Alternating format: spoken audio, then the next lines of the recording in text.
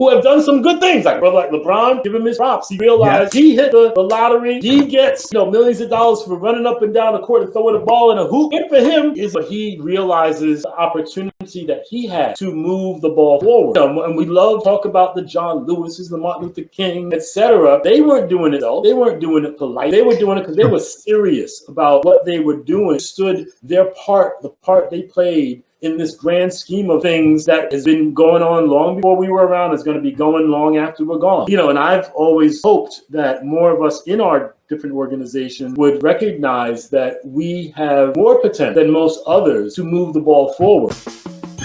Is there anything better than a trip getting ready? Nope. For a long journey where our podcast released a new epi, searching for a fade feeling, new fixation. Giving this a subscribe is the same sensation. Started with the day ones, they gave us fuel to support the season. Could have been anywhere in the world, but you're here for a reason. Notification bells, text some friends, all to let you know. Check your Bluetooth, connect, talking with Donato. Welcome in, everyone. Episode 73. That's Facts, with our guest, Ken Granderson. Okay, now, I used to live in Boston. When I was in Boston, all the brothers talked about this Ken Granderson. Now, that name, it makes you seem like, okay, all right, everybody's talking about Ken Granderson. Granderson, the root word grand, and this brother sounds like he's 8 feet tall. But they talked in reverence, and I have him here today, Ken Granderson in the flesh. How are you doing today, sir? I'm doing all right. That's so interesting because, I just lived my life. Putting pants on one leg at a time, got holes in the socks, whatever. You know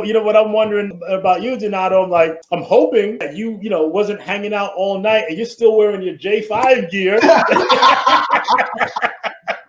Hey, here's what I can tell you. I was out last night. I had a hall pass, and I was doing the thing, as in I was out well past midnight. But no, there was an outfit change. But I will tell you this. This is the first episode I've worn paraphernalia. I have not worn paraphernalia for anywhere else, but by joining my great fraternity, I met you. That's how I met you, and I thought that it was apropos. I thought this was a great day to finally pull it out. So for all the other newt that are out there, they'll probably be mad because I've had a few on, but you get it, Ken. Hey, you know what? And if they're mad, you know what? It's because it was the day after J5. For those who aren't familiar, January 5th, our fraternity Founders Day. Yes. And So I'm glad. I'm glad that you chose Kappa. It's funny. A lot of folks that I know are in different Black Freak organizations. Most aren't. And I don't play favorites in terms of one of my best friends, classmates is a Q. Talked to him just a few days ago. Blase. It's like as long as you are trying to be about something and do something, boom, we good. I agree. I remember some of my first influences. One was a Q. Another was an Alpha. My first roommate in college before I started down this path, he was an Alpha. In fact, because we had an apartment off campus, they said we could start a lot of the special time we're going to spend with him until he becomes a member at his place, because there's not a lot of people around. They got an apartment off in the cut, so I got to see a lot of alphas at my house. Let's put it that way. For me, Ken, the reason I joined, it was natural. But now that you mention it, I'd like to know, Ken Granderson, why did you choose Kappa Alpha Psi Fraternity Incorporated? It's a great place to start. Sure. Sure. So let me start off saying, I'm originally from Brooklyn, in the neighborhood formerly known as Do or Die Bed-Stuy. Now it's the new and improved Bed-Stuy. I didn't know anything about Black fraternities growing up. Folks with blue collar, Daddy worked for the post office. Mother, church secretary at Methodist churches, got me to go to camp for cheap. So that worked out pretty well. And so it was my freshman year where, I saw, that was where my big introduction. I was like, what is this? I kind of heard whatever. And by sophomore year, I looked at so I had some friends who were Qs. And I will say, at least at that time, at that place, and those particular individuals were not necessarily Omega's best. Let's just say. Understood. They were not folks of the caliber of James Clyde or the brother Derek who runs LeBron's NAACP. You know what I'm saying? And hey, we have Kappas. Hakeem Jeffries, my congressman. We got Kappas in jail. It's all we're all people, and etc. So those guys, and and they were a bit too much into in my opinion, from standing far, more the Animal House school, not animals, the school days, like, I'm the big I am, and this and that and the other. Whereas the brothers, and there were actually just 3 brothers who were all graduating in Theta Iota chapter, MIT, Harvard, and Tufts. And, I believe they did an incredible job of striking a balance between things that were not really useful and crafting an experience that has served me to this day of, and we all know that the era of pledging is over, and societally it cannot come back, because even if you're talking about these days, even if you want to create I knew that we were going through an artificially created stressful environment that was intended to help us have a bonding experience similar to what you see in a lot of folks who go in the military or bond together through, stressful situations or whatever. I also knew that no matter what was going on, the reason that we were there was because they really thought we had something, and I developed one of the superpowers I developed during pledging was this ability. I need to give it a name. I tend to give names things.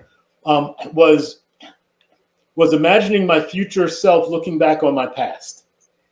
So I imagine that we're in a situation where we're the butt of the joke, let's say, and and I said to myself, 40 years from now, we're going to be sitting around, drinking, beers and tea and laughing our butts off about this.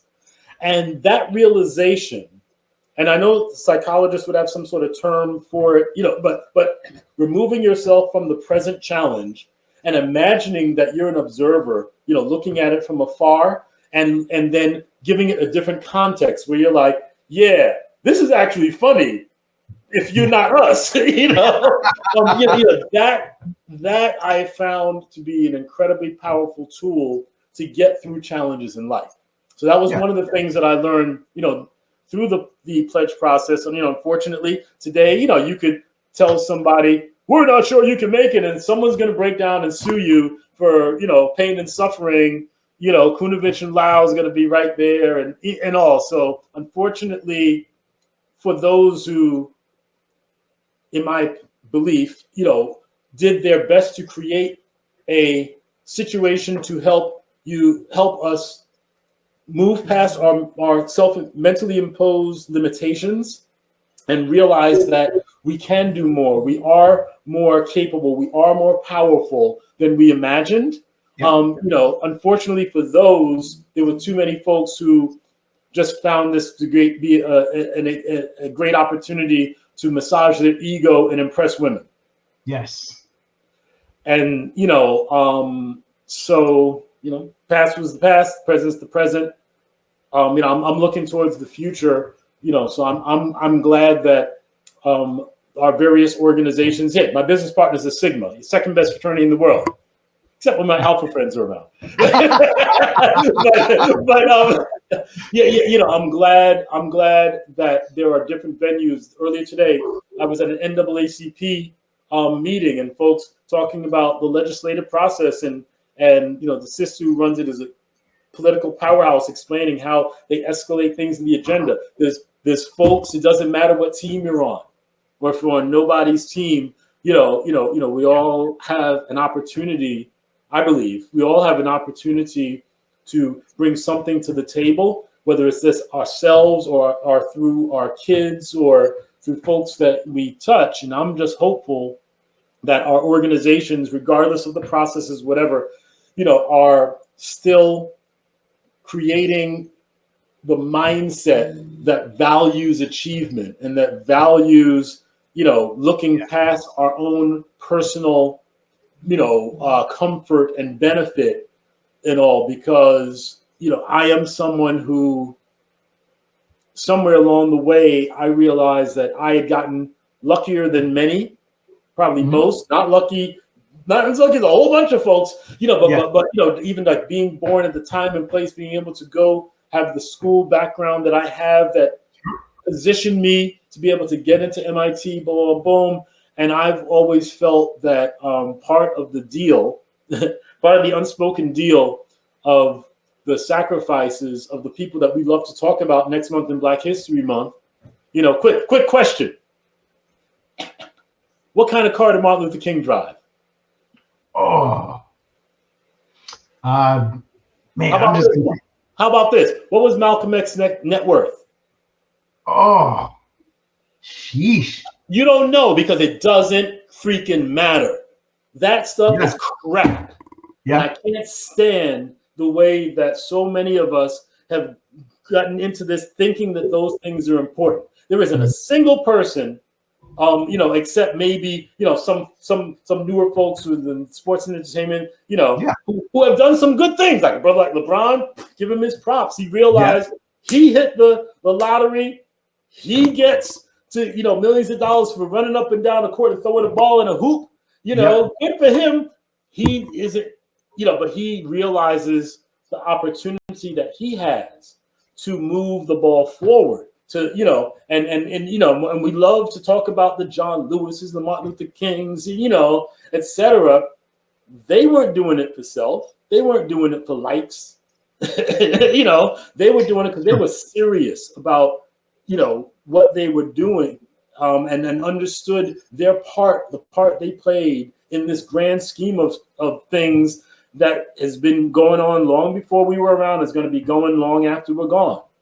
And, and I've always hoped that more of us in our different organizations would recognize that we have more potential than most others to move the ball forward, and even, and no matter what our challenges are, this child's play. We're living, the dreams of our ancestors couldn't even imagine, but hopefully in the past recent years, from things that have gone on in politics, folks have realized that we're like, one or two presidential, elections away from folks wanting to bring back slavery. Like it's not over. You're so right. Yeah. So many of us, I think we have these delusions, especially of those of us, who are fortunate enough, to go to these, fancy smashy colleges and stuff like that. We think everything's okay, and it's all done and it's all good, and it's like it's good for us. But at the same time, I doubt that there's many people watching this that don't have cousins who are don't know if they're gonna have a crib next month or how they're gonna eat, and it's like I don't know where we lost the idea that we do need to be our brothers and sisters keepers, especially those of us who have, whether it's from luck of the draw or our hard work, have created more choice in our lives, and more options that are not just bad or worse, but a good, better, best. So I really hope that, and I'm sorry, not sorry, but but I talk like this because I take this stuff seriously. I'm about to be 61, in a couple of weeks, and there's stuff that I've taken life very seriously for the past 30 years. I don't know if I got another 30. The way technology and stuff is going, and I think probably because of my diet, I've kept things working pretty well. But it's like I don't know why it seems like so many of us don't think that don't think that we have the power to make things better. Whether that is being involved with this or that. And I tell people, look, like I'm a tech guy. I sit behind a computer on my butt and make software. I'm not made like brothers, but small B brothers, like not a Kappa, but black brother, named Rodney Daly, who's up in Cambridge, who does Gang Peace. He works with brothers that are gangbang. I ain't made like that. But I realize in my lane, I can do something, and as long as I have breath, I intend to do what I can in my space, and try and support other folks who are, going places that maybe you and I don't want to go, right. And working with folks that maybe you and I don't want to work with. Yeah. I always think that. I think that we all have a role to play. I try to symbolize it. I am a sports guy. Mm-hmm. I coach youth sports. I played some sports, played some semi-pro. But I always like to say it like this, Ken. We all are role players ultimately. If you think about it, even Jordan was a role player. I think that we all have our roles. We all have our lanes. And this is where I use a guy up around your way. Bill Belichick says, just play your position. Right. Play your role. Just do your job. Right. And do it to the best that you can to help us all move forward. No man is a team. You'll never, even Jordan had help. He had Hall of Famers on his team. Right. Pippen, Hall of Famer, one of the greatest of all times. Dennis Rodman, one of the greatest of all time. Anyone that doesn't think that, well, we'll have another talk. That's a different talk. Don't worry, Ken. We won't make you sit in on that one when that gets into that sports talk. But to that point, you can't do it by yourself. Allen Iverson tried it. He took the 76ers to the NBA championship, and he ran into Shaq and Kobe. And Allen Iverson does not have a ring, and he certainly needed some more teammates, some different teammates to win that series. And those are the ways I like to describe it, because a lot of people are into sports and they could see it. So that's why. So let me ask you this, right? Yeah. So I am not into sports, right? Why? Because growing up, I was like, the skinny, professor glasses, thick glasses. These are ultra thins or whatever, and I no sports, talent at all. So yeah, so it goes past me, but.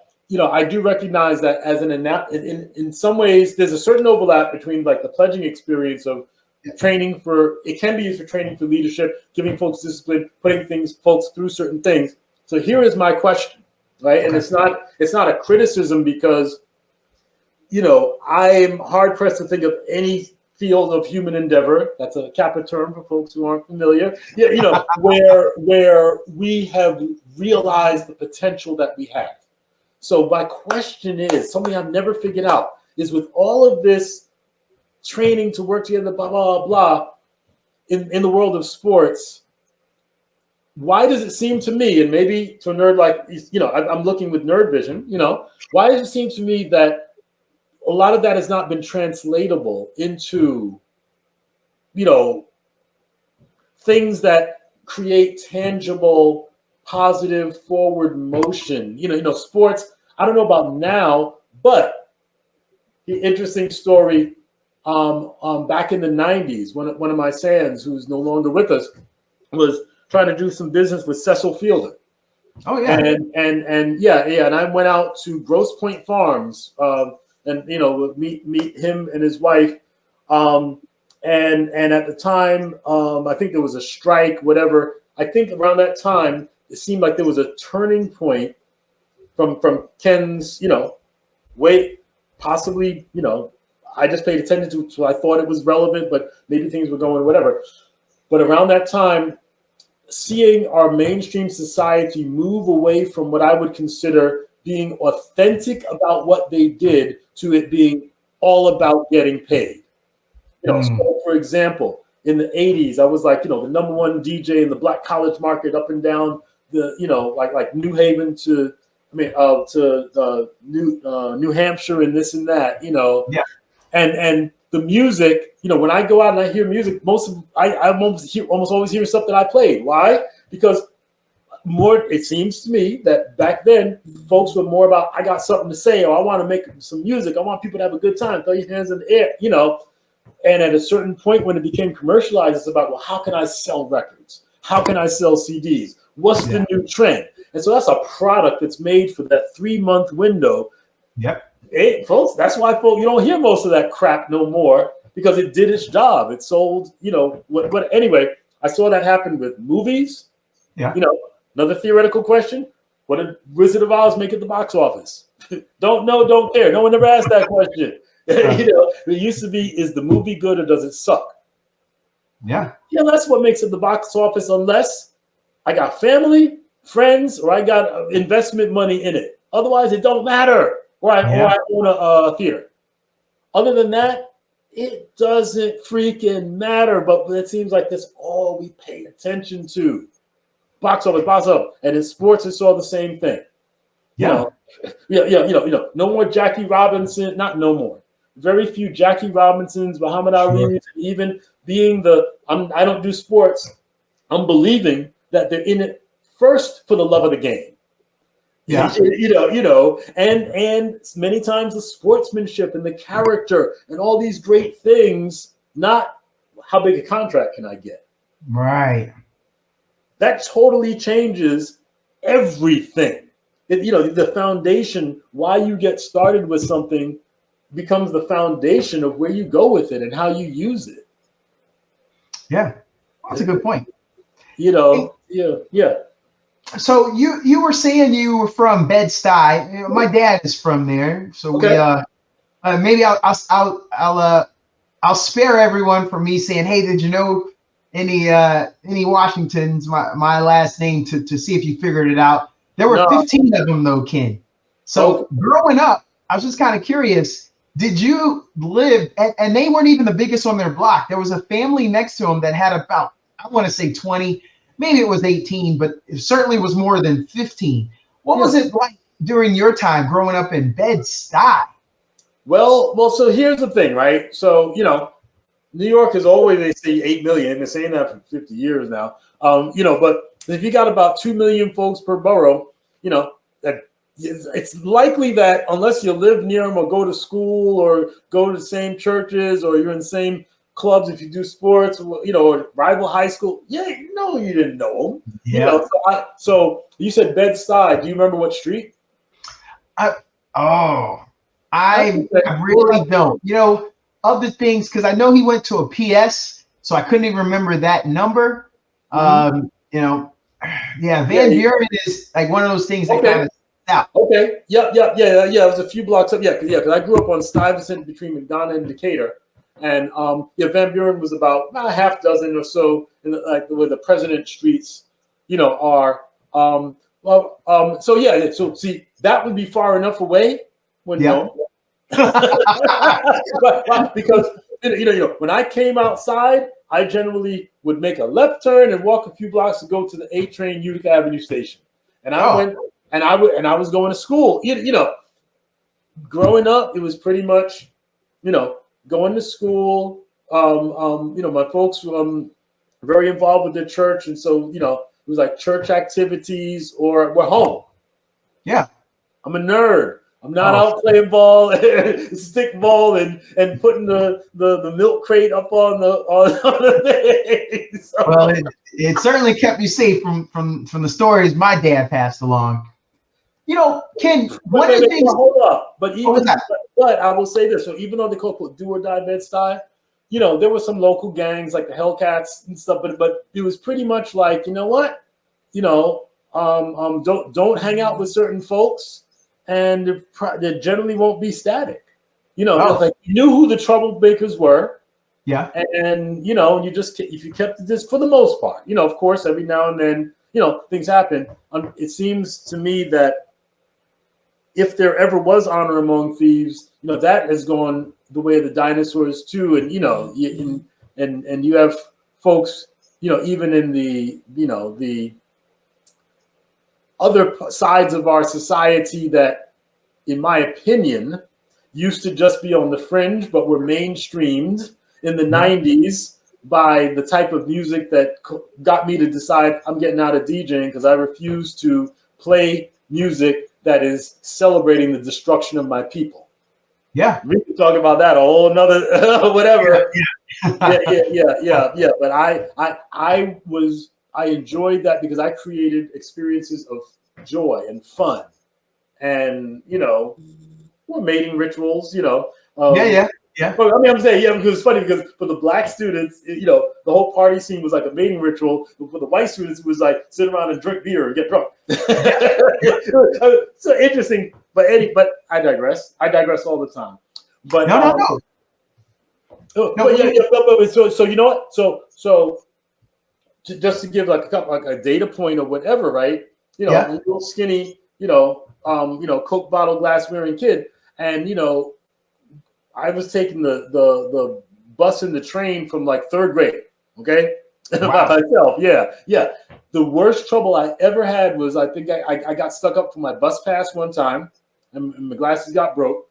And the worst problem that ever happened was, and I don't even know if it was a personal thing or whatever, but someone had got shot in front of my house, in front of my uncle's store.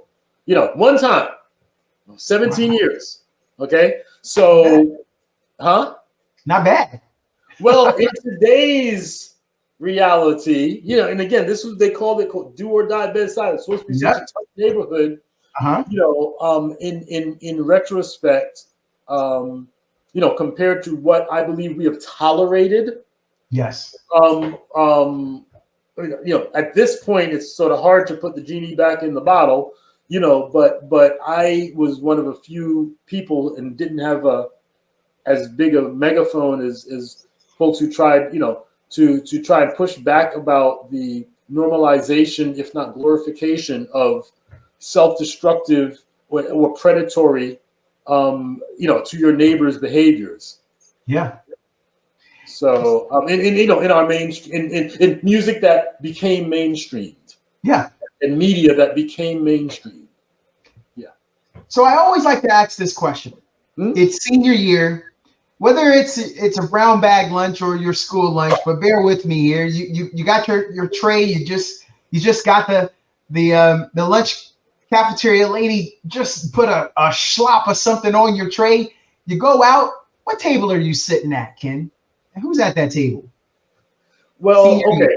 So I went to a small independent school called St. Anne's School, right? And when I say small, my graduating class was 70 students. 10 of us were black. Wow. The black students, we really hung together, so there was 6 girls, 4 boys, and so, so I was sitting, with the guys, Yeah. When you were in high school, what were you known as? What did you get voted most likely? No. What were you? It was well, I had started DJing. I started DJing when I was like 15, 16. And me and my best friend at the time, Cyril, we DJ'd the school dance, so I think it was either computer stuff, because this is late 70s. So the school got first they sent us to computer classes at like New York University or John Jay College, downtown Brooklyn, where St. Anne's is in Brooklyn Heights, near the waterfront. And so, so first they did that. Then they got micro, I used to say mini, but minis are actually bigger. A computer the size of like a 2-drawer file cabinet kind of thing. Yeah. And we pirated this Star Trek game that would print up on the teletypes and made it so that it played on the screen and you had little dots and stuff like that. And we were like, oh, this is so cool. So it was either computer or DJ. Huh. So how did you get into, because this sounds like there was I think it was on Netflix, The Get Down. I know that was big. It seems like you're about to tell me the story, like you're living that out. If you ever get a chance to see it, it took the world by storm. I think it went international too, but it was certainly on their most viewed list. What got you into DJing? What's that story? Oh, it's real easy. And you know what? Trust me, I have a story for everything, because I have thought through my past, my present, my opinions, perspectives, and beliefs. I'd say 99 out of 100. I can give you very specific, reasons and whatever. So very simple. So my dad was in the Korean War, and he repaired radios. And so, there was like a radio, so that got me interested in electronics. Around this time, the personal mid to late 70s, 75, 76, whatever, computers started, coming around. Like I remember there was this K-Pro computer, and there was a transition from sort of like word processors leading towards personal computers, Radio Shack, TRS-80, that sort of stuff, Commodore 64.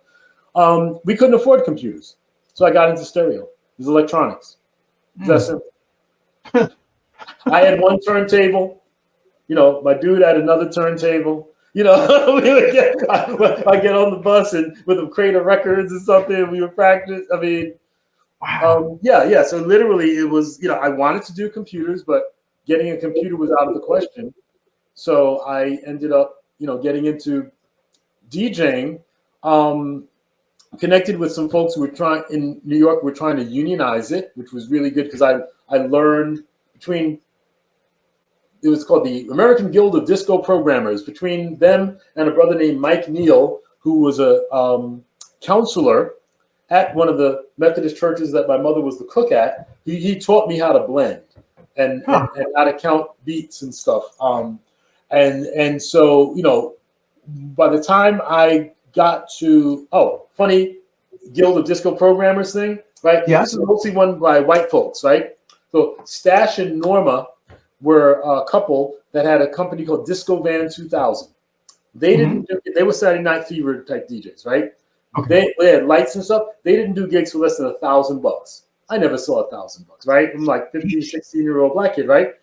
They started giving me some hand-me-down gigs. Like I remember my dad rented a van and we did a bar mitzvah in New Jersey. They wanted a black DJ, right? And that was like 150 or $200, which is like the most I got. I made. So it was like a win-win, right? Yeah. So those were some good folks. By the time I went to college, I wasn't really thinking about doing DJing. I was like, okay, new life, new phase in life. I gotta figure out this whole school thing. I'm away from home. I gotta, figure out how I'm gonna eat and stuff like that. And I remember going to a party, paying $3. I don't remember if it was in Chocolate City or may have been the dorm where most of the black students lived. I did not go to Chocolate City because I had the forethought to say, you know what, I want all these Negroes up in my business. Not that I had any business yet, but right. Yeah, I lived in a different dorm where there was like 6 out of 150 black folks. We had more room than anyone else. And, and I didn't have to worry about those except when I became well known as a DJ. There were issues like one time I'm coming back from the Chinese restaurant with my girlfriend from Simmons College, and there's 2 girls from Wellesley College sitting on the steps, because they want to talk to me about doing their party. That was not comfortable. Anyway. Yeah, I can see that. And for those who might not understand some of the context, New England area, lots of like 60 schools. And so, Wellesley and Simmons, both women's colleges had meow. Anyway. Yeah. Plenty of people to meet. That's the way to sum it up. Plenty of people to meet. Yeah. So I go to this party, I pay $3 and they're playing tapes. Wait, what? Yeah, exactly. I was like, excuse me? I don't think I'm the best DJ in the world, but I said, but I could do better than that.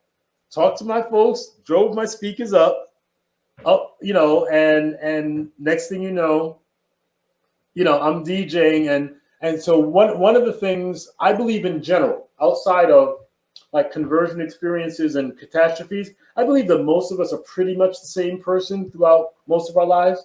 So I've always been the same person in that I'm all in, I'm 100% at anything I do.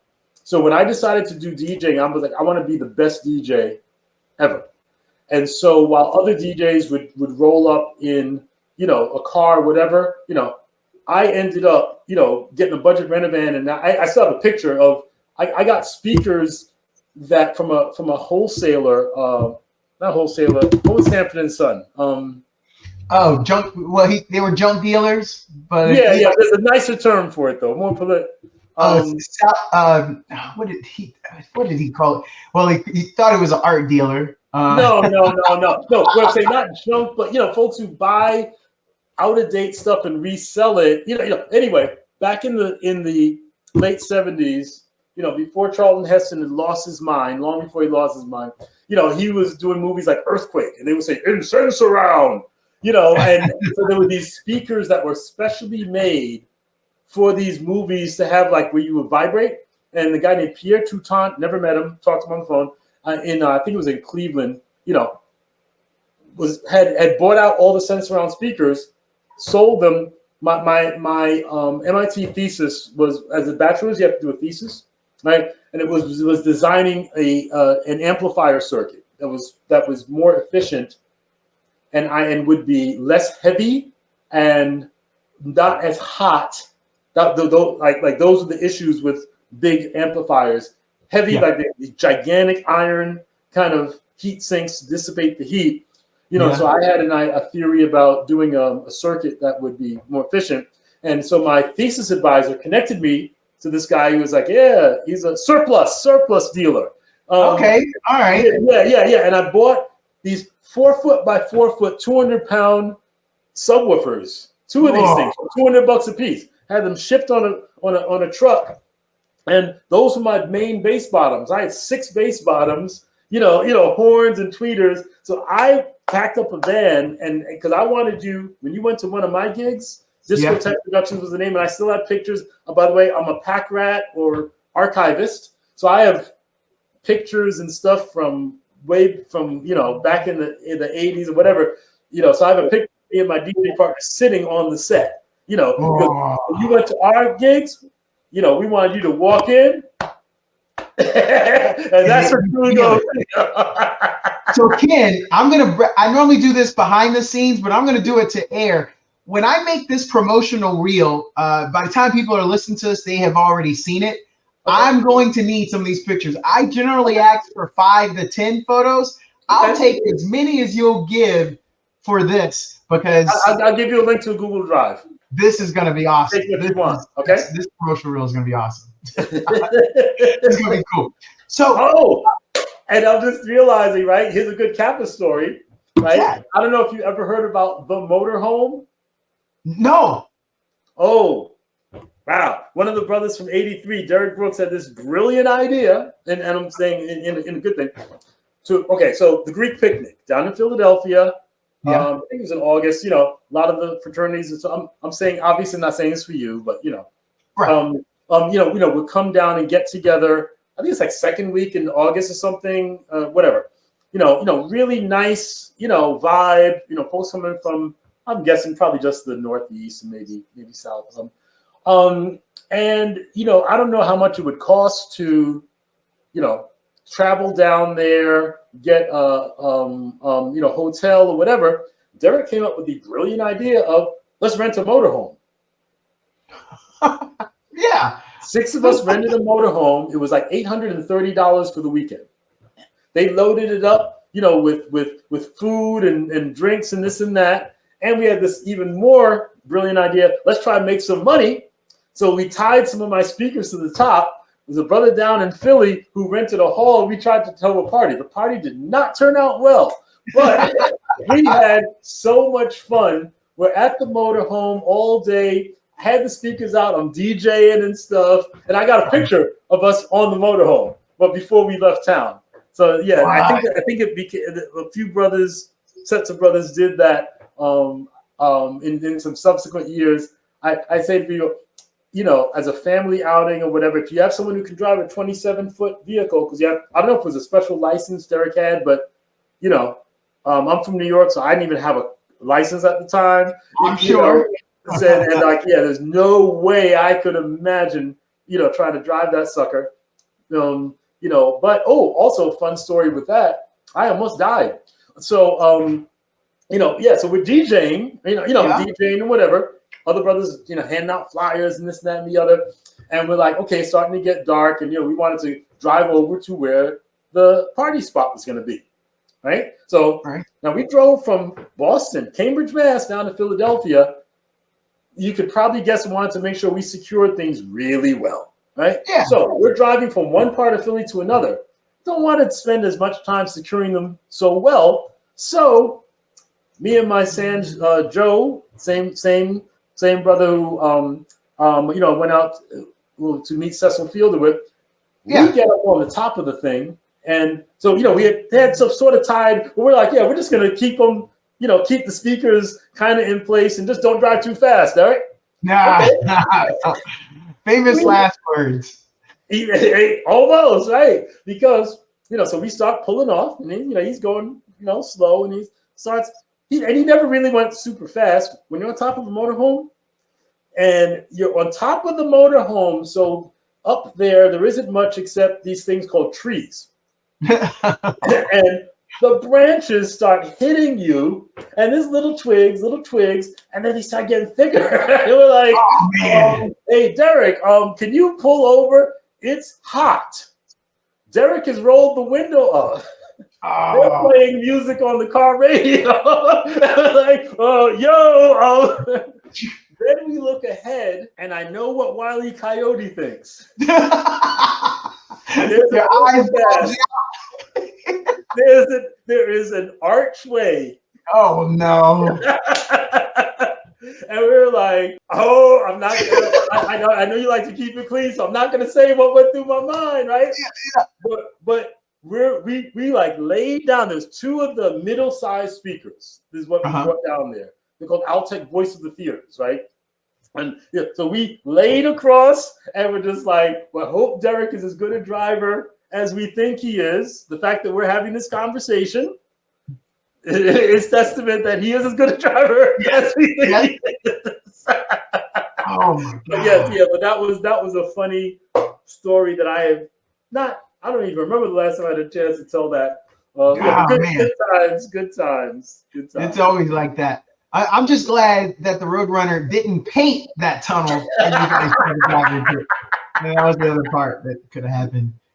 So I want to know. All right, I want two different times. When you were in high school, what was your go-to song that you had to play? If you was rocking a party, you knew, this one is just gonna kill. What was that one in high school that you can remember? Apache. Oh, yes. The original one is by the Apache Band. Sugar Hill Gang, sampled it and built a record on top of it later. It was either that or Freedom. By Freedom, Get Up and Dance. The one that goes do do do do do do. And we would just play the breaks. I mean, there was a few. There's some Andy's Bra, Super Sperm, which besides the name, it's just a percussion break, But I think Apache was probably the number one. Now, once you got to college and you started party rocking there, that means a few years have passed. Rob Bass. Oh, really? That was the one. Well, I'm gonna say it depended on what year you're talking about. That's the thing. You know what I'm saying?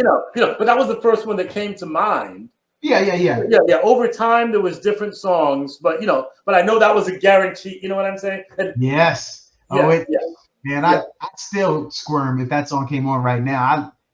I love that song. Right. See, and that speaks to the kind of music I like to play. When you think about it, you feel good. Yep. You have nothing but positive vibes. Yep. You're not angry. You don't want to go hurt nobody. No. You're not even commiserating on the from a justifiable perspective on how challenging your life is. Yep. There's time and a place for that. You're not being politically, aware and thinking about struggle. Time and place.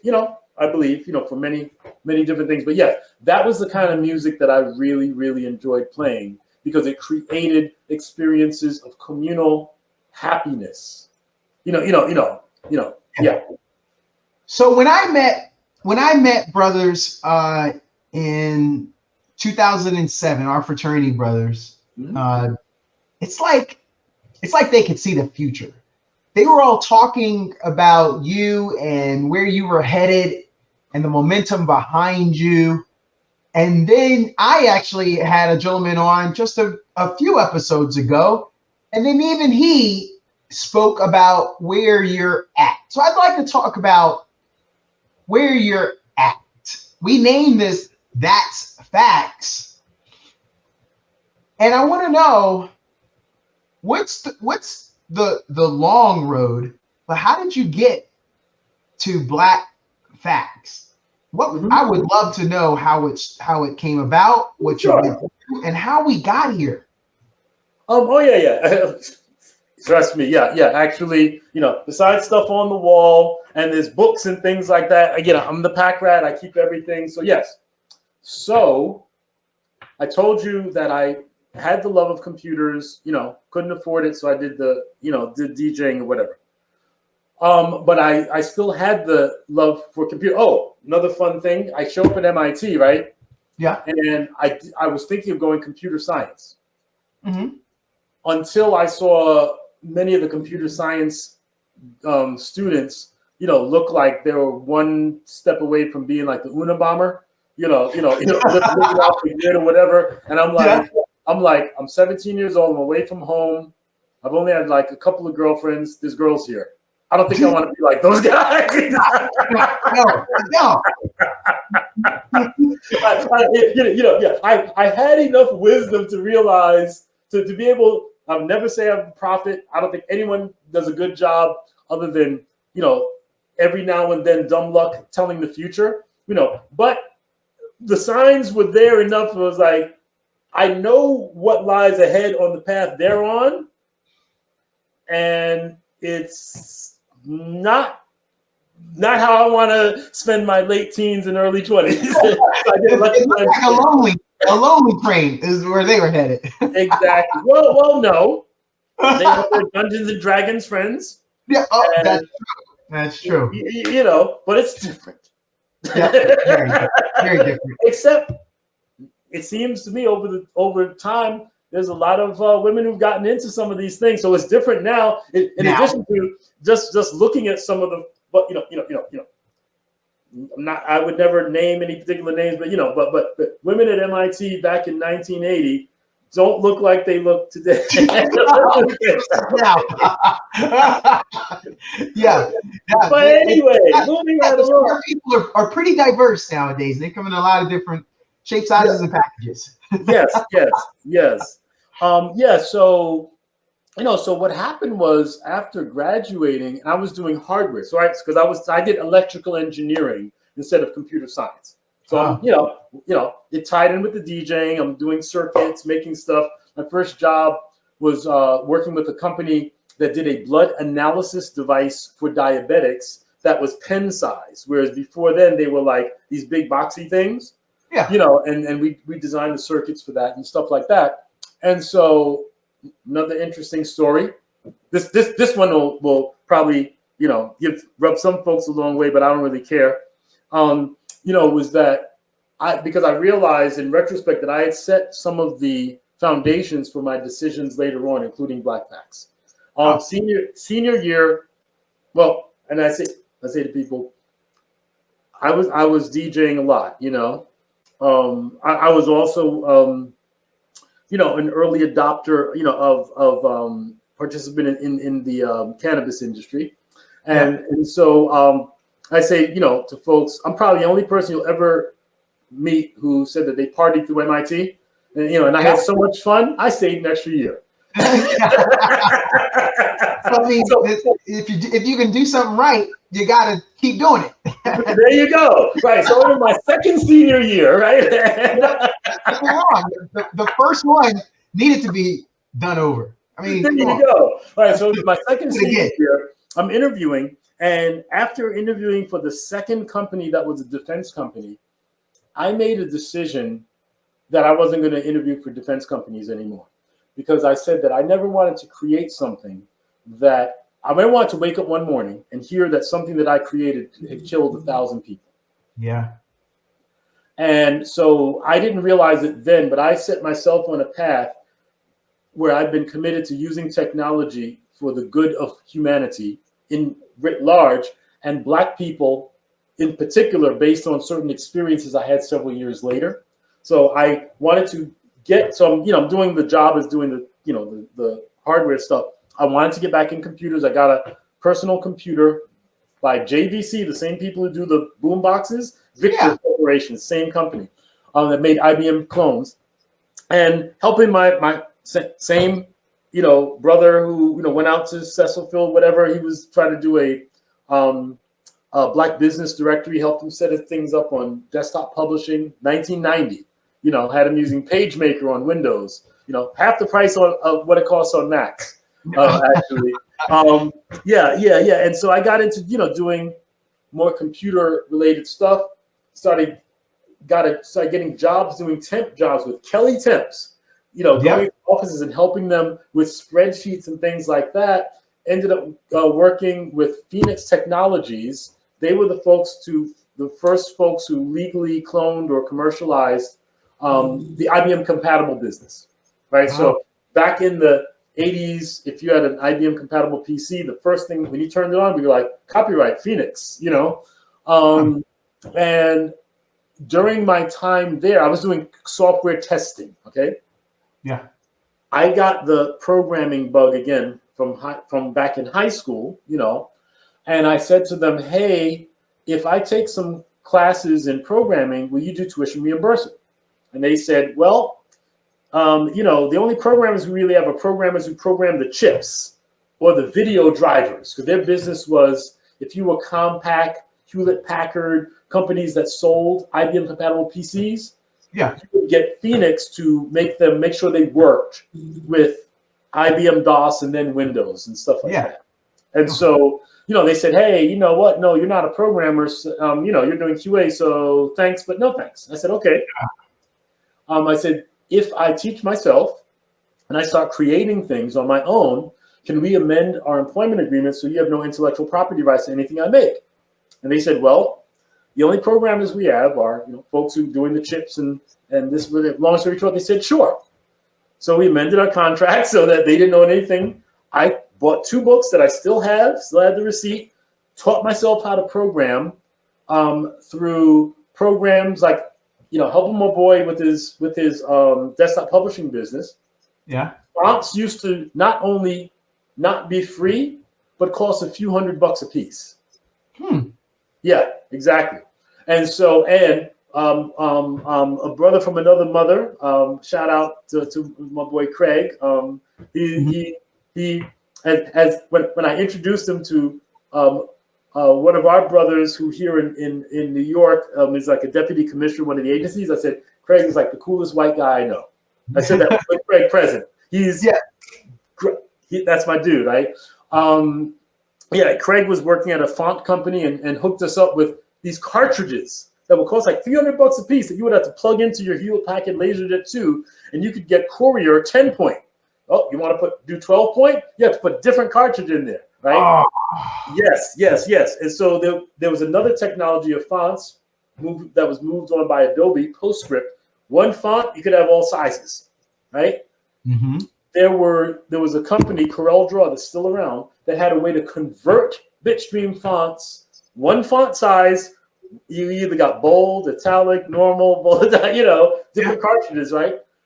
That you could convert them with their program, right? That's game changer. There was a bug in their program that wouldn't make the files correctly in a certain way. I figured out how to tweak the file and put out a program that I asked people, hey, give me $5 if you want this. Not really, people didn't give me $5, but a late, another great guy, used to be a rock and roll star back in Germany in the 50s, Michael Werner Newman. He had a product called World Fonts. I still have the box for that here. World Fonts, what it let you do is, and this is something that would happen, imagine you are in Europe, okay? We've all bought products that might have like English and Spanish, right? They would have documents that might be in English, French, and German. They're right next to each other, right? And well, how do those documents get made? Do you have 3 different people? Do you hire 3 different people? No, they hire one person who types them. But unless you type in different languages, you don't know that the keyboard layouts are different. Characters are swapped around. So Mike had fonts for these special characters, but the keyboard, he didn't have a solution for the keyboards. He reaches out to me. I end up writing him a program that lets you do a hotkey. Boom! Now we're typing with the French keyboard. Now we're typing with the German keyboard. That helped him sell his product to these nice Mormon guys, and I say it that way because this is like the late 80s, early 90s, maybe. They were just letting black folks be bishops, in the Mormon church. Yes. But they recognized and appreciated hustle. Yeah. Right? So I got introduced to them. They ended up buying and paying me royalties on my second popular shareware program called No DOS. When in the transition from Microsoft DOS to Windows, folks basically using Windows to switch between WordPerfect, Lotus 123, and maybe DBase, which were DOS programs. Instead of having to run one program, close it down, open up a new program. Yeah. In Windows 3.0, the icon looked the same. When you switched out, you would have this gray DOS icon, right? And so I actually have the box for it, sitting like right behind me, where you can see the box at the DataCal company was the folks, the company. They sold keyboard protectors and accessories, right? So they sold my product, and paid me a royalty, got it out to more people than it could have before. But Mike helped hook that up. So I'm like, oh, this is kind of cool. And they were paying me like $1,500 a month to work remotely, to do other stuff for them. Oh. Along the way, I also, you will love this one. To teach myself how to do Windows desktop programs, I created something. I ran into this page from a white guy, believe it or not, down in Florida that had a long list of Yo Mama jokes. And I created a Yo Mama jokes program. It works to this day in Windows 95 compatibility mode, where it pops up and it says, "Hi, it's 7:06 p.m. and January 6th, and let me say something about your mama." And it'll have a mama joke, and you can click the new snap button, and it has another snap. I had a configuration file where you could filter out jokes that were more offensive, like the "Your mama's so black" jokes, "Your mama's so fat" jokes, so promiscuous jokes, etc. So I love that project because this was an experience of doing something that was fun. Yeah. Also, to a certain extent, even though, despite where I got the jokes from, it was something I related to, because when I used to go to camp, sometimes it was black boys and these suburban white girls, and these girls were like mortified that we would stay up all night doing Your Mama jokes. Yeah. We weren't mad at each other because it was a competition. Anyway, let me get back on track. So my third shareware, this is back in the before times when people paid money for software. You could put programs out there and say, look, if you like what I have, give me $20. And it worked especially well if your program was something that started when Windows started up. And then it's called Nagware. So my group icon program did the exact same thing I did with No DOS, which was just customize. Oh, I can see what program I'm running. That feature was built into Windows 3.1, having a different thing. And no, they didn't steal my idea. It was obvious. They just didn't get around to it. I got to it before them. So in the quote program manager, you might have your accounting programs, your word processing, all the groups look the same. So the group icon program lets you have a different picture for the different groups. That program got into books, of this book called Windows Gizmos that was sold in CompUSA stores. And, I ended up selling like 2,000 of those for $20 a piece. My salary at the time was $43,000. So I quit my job. And as you might be interested in showing in some of your stuff, so I didn't even know the guy, Brian Livingston, who put the book in there, right? This was free advertising. So it was like, great, this is the best thing that ever happened, right? I had created a help file that showed you how to use the program. And at the end of the help file, I got black and blackety black. So I have a thank you page about folks that I wanted to thank, and family, my brother, because he introduced me to Napoleon Hill's works that totally transformed my mindset about what I wanted to do and the impact that I could make in this world. So I always thank him. And I said Kappa Alpha Psi for the yo, and I said, yeah, thanks, for Martin Luther King for their work, for the work they do. But I started with Martin Luther King, I escalated to Malcolm X and Elijah Muhammad and said, yo, Farrakhan, thank you for helping me see what's going on with our brothers. Yes. That was printed verbatim in this book that was in CompUSA stores throughout the country. What? So I'm sitting in you are either were or are still in Boston, so you'll know where I am. I'm on Mass Ave in a basement apartment, a block from Boston City Hospital, and and the methadone clinic and whatever. And I'm selling software in a dozen. It's 1992. I'm selling software in like a dozen countries, including South Africa. I had one time this woman called me from Italy. It's long distance, right? Yeah. Because they were having trouble with the registration code that I sent them. She spoke English. Her boyfriend, who was with her, didn't, but he was on the computer, And so to me, I'm like, okay, this is new. Because I don't have contacts. I don't have money. I just have my smarts and this is how I'm spending Saturday night instead of going to the club. Yeah. I think this computer thing is worth us paying attention to. So I started my company. My first company, when I first started, it was called New World Software. I changed the name to Inner City Software. I don't know, depending on the camera angle, I don't know if you can see, you probably can't see the t-shirt I have back there.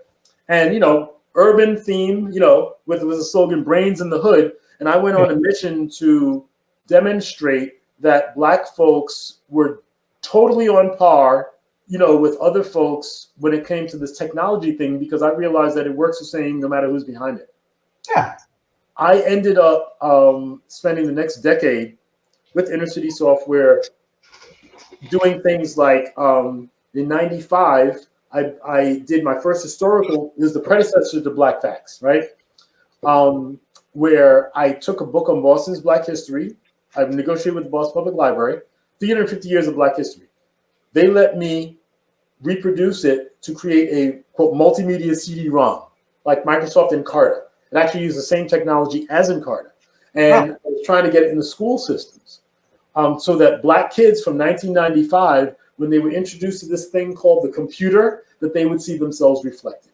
So I'm obviously not I can't see the future, but I do believe that the future is built by the things we do. And I'm always trying to influence the future. And so I had hoped, and I say hope because after 2 years of meeting with different folks, someone fessed up, and because my deal was, you'll have access to whatever you want because I have news stories and stuff like that. And you'll see the deal we were offering was that we will give the software for free to anyone, any school that had hardware that ran it. Are you still in Boston? No, I'm in Austin, Texas now. Oh, that's right. You're in Austin. Okay, rats. Because I just realized that the person who said that was, former roommate and friend Ron Mitchell, who bought the Bay State banner a year ago. Oh. Yeah. This is in '95. Yeah. So he actually is in the news piece saying, that we would give it to any schools. Yeah. They were going to cost me $450 a piece from this pressing plant in Woburn. I ain't got. Bro, man ain't got a bunch of money, so I'm not like go make 1,000 of these things and then So somebody finally fessed up that the Black schools, none of them had the technology. They didn't have the hardware to do it. Yeah. Anyway, undeterred, in '96, I got together with about a half dozen other Black technology folks, and we launched a project we called Inner City Access, which was at Roxbury.com. We made sure we talked with the libraries. Every Boston Public Library had free internet access, right? So we were like, let's put our communities on the internet, this thing called the internet. I'm living in Dorchester. I'm showing up at community meetings with printouts from the webpage of Stormfront, the racist organization, White Pride Worldwide. There's this thing called the internet. I've learned that it works the same for everybody. This is what these guys are doing with it. You heard of this guy, David Duke? They say he has a mailing list of 20,000 with this thing called email that doesn't cost you 35 cents a thing. Nope. maybe we might want to use this thing. So that was my whole spiel. So we did basically static listings of organizations and this and that and the other. 97 put the Congressional Black Caucus Foundation online, and that was then the year that I did BlackFacts. How did I end up doing BlackFacts? Well, there was a list of Black history facts that was being circulated around, and when I was doing, in order to do the Roxbury project, I wanted to buy a web page editor, Front Page. Okay, yeah. Front Page was created by a North Cambridge company called Black Technologists. Software used to cost a bunch of money. I mentioned WordPerfect, whatever. $500 was the going price for one copy. Vermeer Front Page was going to be $500, right? I plan to get in touch with them to try to figure out if I can negotiate anything. News comes out, Microsoft's going to buy Vermeer for $160 million. So I reach out to the Microsoft Community Affairs folks. I let them know what I'm doing. They let me get Front Page for $250 because I was doing the Roxbury project. Yeah. So I got Front Page. I'm using Front Page in 1995. By the time everything went through, whatever, it was around 97 by the time it started really picking up. Yeah. On the peer support groups telling everyone how to use Front Page. Someone in Microsoft found out, and they made me what is called a most valued professional. Oh. I'm probably the first Black MVP because this is in 97. That gave me access to all of Microsoft's servers, software, the database servers, Office, all that kind of stuff, and so I was like, let me teach myself how to do database-powered websites. There's this list of Black history facts being circulated on America Online and CompuServe. Let me use that to build to practice. That's how I started BlackFacts. Wow. So it's as far as I know, it's the first Black history search engine. And fun fact for anyone who was around back then, Netscape was like the big web browser, and their logo was, or the slogan was Netscape now. So this is from 97. This is our new button, BlackFacts Matter. Oh yeah. So I viewed, and then there was other community projects I did. I did Roxbury.com in a bigger sense. I put Boston's Empowerment Zone online. So, use the picture where I'm shaking hands with Al Gore, because that's when I demoed the Boston's Empowerment Zone site to him. And so there's this new thing called the internet.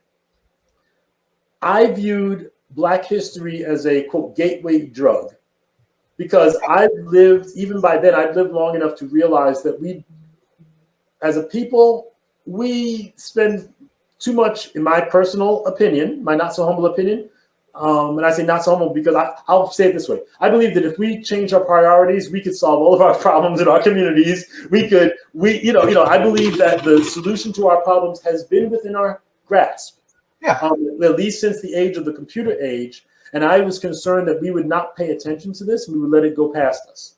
So I figured, well, maybe folks that get an America Online accounts, if they know that there's something about us there, maybe they'll pay attention.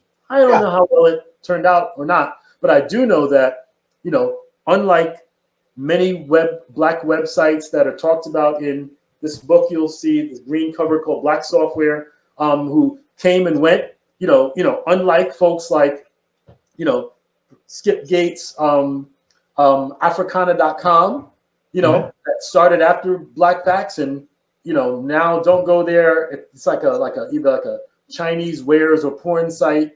While they've come and gone, we're still standing. Yeah.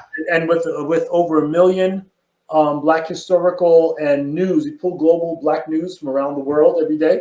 I believe we're the largest Black source of Black history, online Black history content. We're also one of the only examples of software that is 100%, I say, conceived, coded, controlled, and owned by Black folks. Yes. And but yeah, and BlackFacts is free to the public. We give it away. If you go there, we are as far as I know, the single source of getting a Black History video for every day of the year.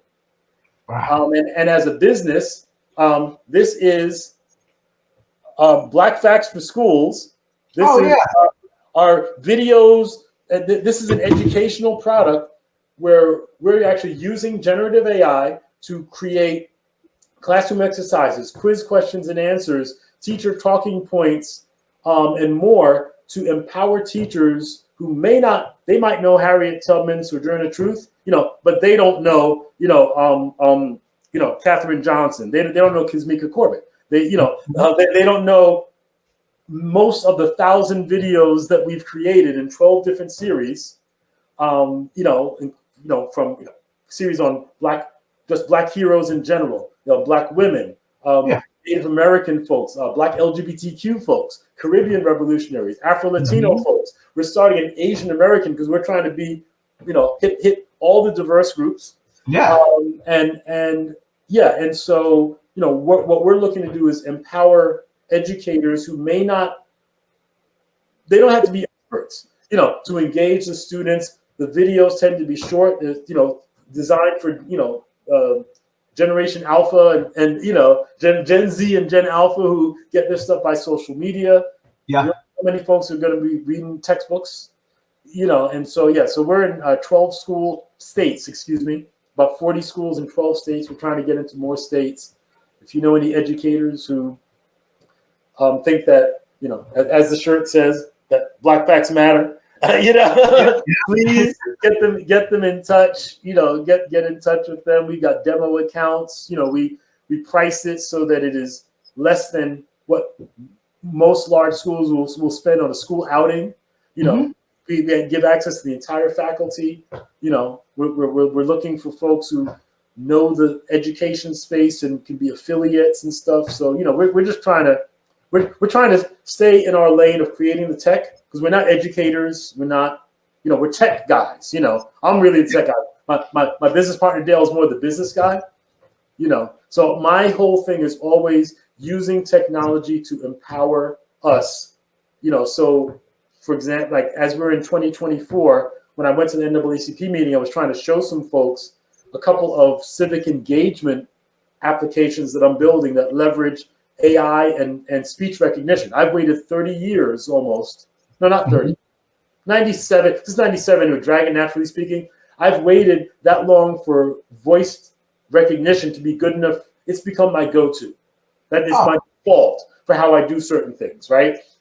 So Voting While Black is an application that lets you look up your voting records, but more importantly, plan out and manage voter engagement campaigns, like voter registration drives, door knocking campaigns, etc. This is just a personal project. I'm trying to see if I can find folks who can help me, get some funding for it or whatever. And then the other one called civicchat.nyc. It's New York City's focus right now because I'm just putting a box around who I get information about.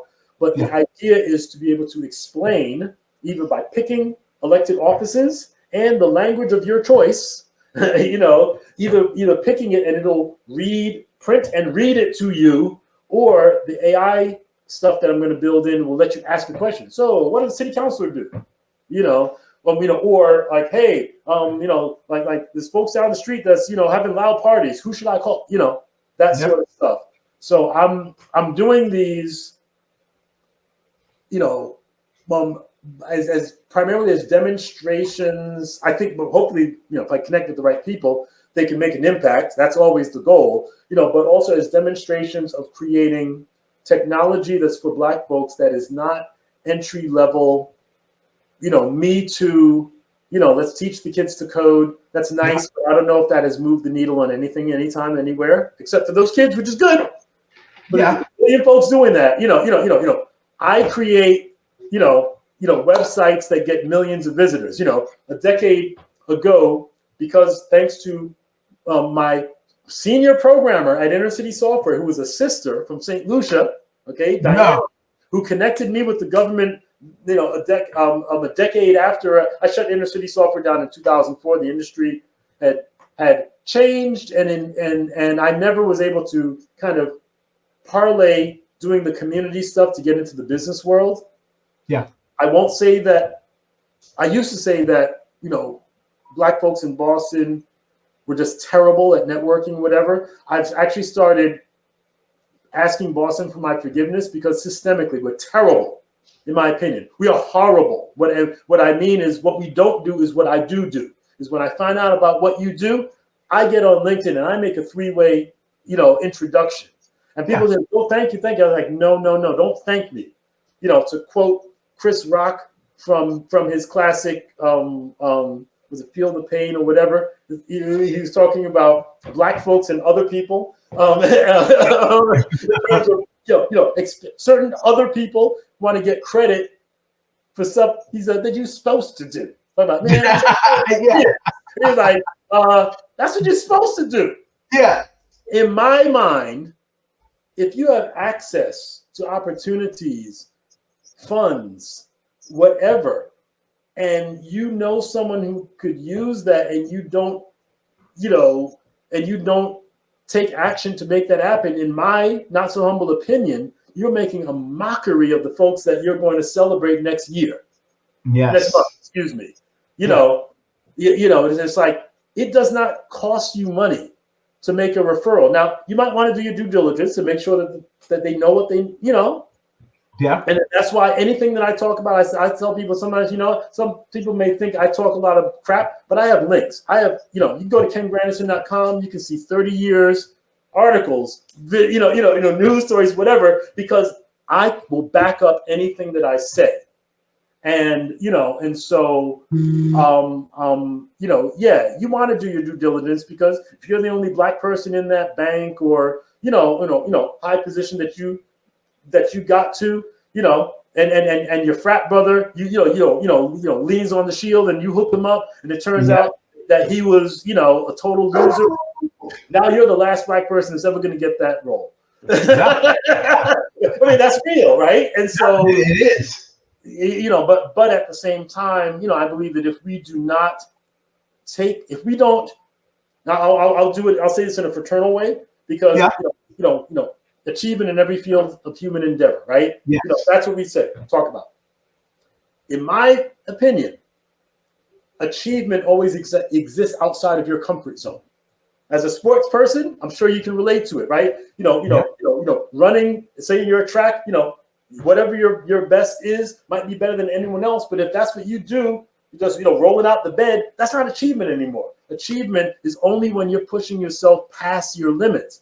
And at least from my read of history, achievement has always requires sacrifice. So if you're not sacrificing, if you're just chilling, living the life, you ain't achieving, bro. I'm sorry. Yeah. You gave up on that achievement thing, and I'm not mad at you. Maybe you worked hard and you need to, let's not, normalize, never getting a rest. Because that too, there's what I call like the double black tax, where sometimes, like, oh, I got a Black business. Oh yeah, give me the hookup. I'm like, yo, bro, I'm trying to stay alive here. Thank you. So it's like, I don't understand. These are things that just don't compute. In my simple mind around some of these things, it's like what's the point? What's the point of going, to these fancy schools and getting these degrees and joining these organizations if we're not going to use them to help, grow, maintain power, influence, and make things better for the folks who come after us? What is the point? That point has been missed. Yeah. Sorry? Yeah, I'm saying that if they don't, the point's been missed. Yeah. They didn't get that memo to help others, to extend that hand and pull a brother. Exactly. Yeah. I have a document I call my personal manifesto that, back in '99, there were some folks who were pleased enough with the work I was doing that right behind my head, that big thing on the wall is an honorary doctorate degree. Salem State, and I gave a short address. I have it as a document. I showed up wearing a dashiki. I got the picture there. They were in the room. My mother was there. My girlfriend at the time, my brother. Were there. There might have been a few other black. It was mostly, so I was like, I'm showing up for these white people wearing dashiki, and and I don't remember the whole.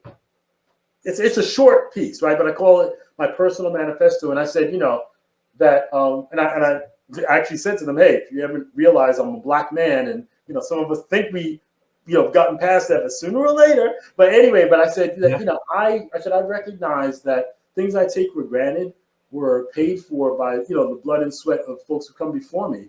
That I'm just a cog in a chain, a link in a chain that stretches out into eternity in both directions. Yeah. And I said, I benefited greatly from it, and I have no right to break it.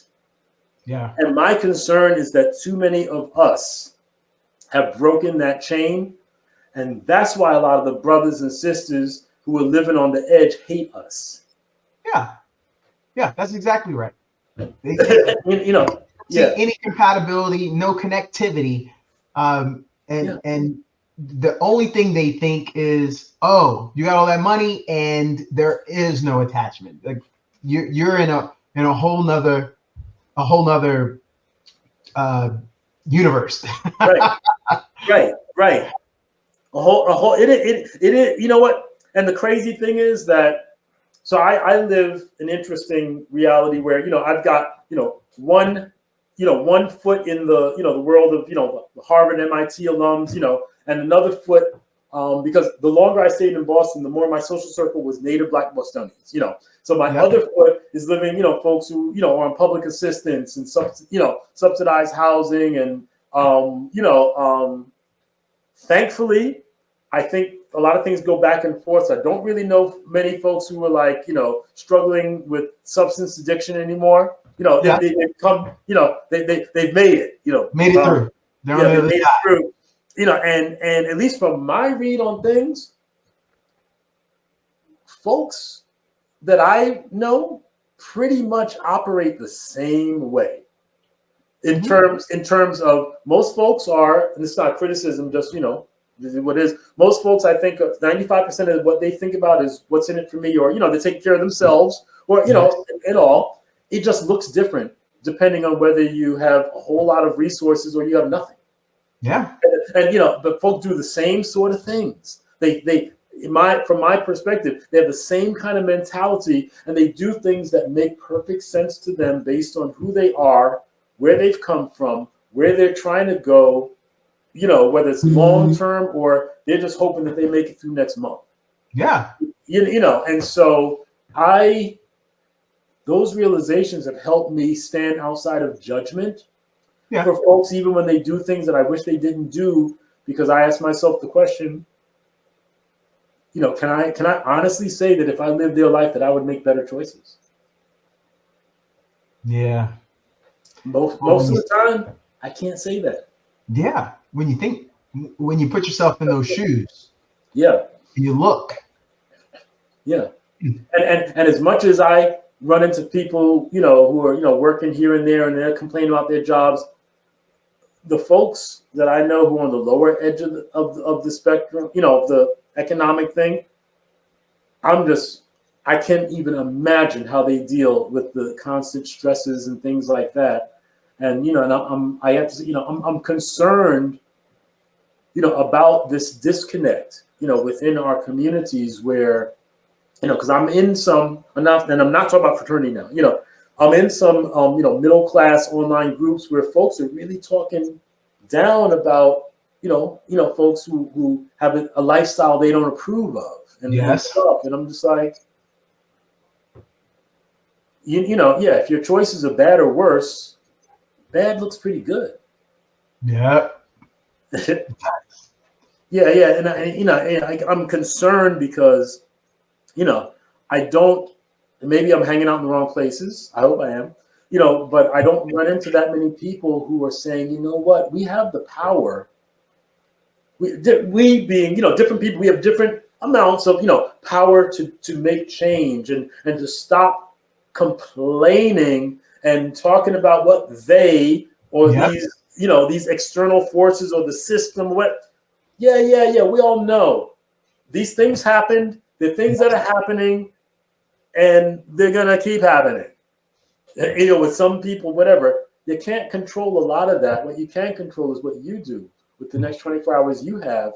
And so I try and stay in that mindset, and and try and make sure that I'm doing what I can to push things forward.